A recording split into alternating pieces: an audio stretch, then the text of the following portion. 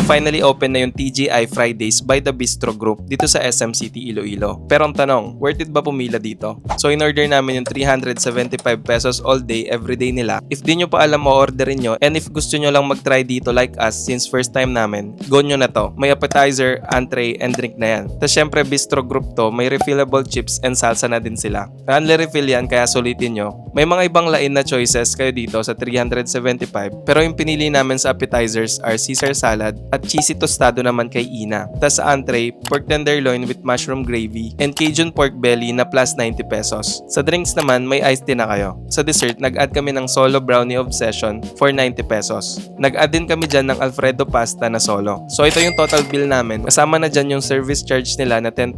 Honest review, okay naman na. Medyo nakulangan lang kami sa lasa ng ibang food, lalo na yung sa mga entree. Medyo bland siya for us. Yung sa Caesar salad naman, medyo maalat daw, sabi ni Ina. Tapos yung Alfredo pasta, medyo dry siya. Pero buti na lang tong brownie obsession ay namit. At ito yung pinaka nagustuhan namin. Ewan ko ba if sobrang busy lang nun kaya naapektuhan yung quality ng food. Pero for sure, mag-i-improve pa sila since kaka-open pa lang nito. Located lang sila dito sa South Point, SM City, Iloilo. Tapos may Italianis din dyan sa Piak. Yan naman itatry namin next time. So palagay nyo, worth it ba kumain dito sa TGIF? Comment kayo ng experience nyo dito and follow nyo na din kami for more food and travel recos. Bye!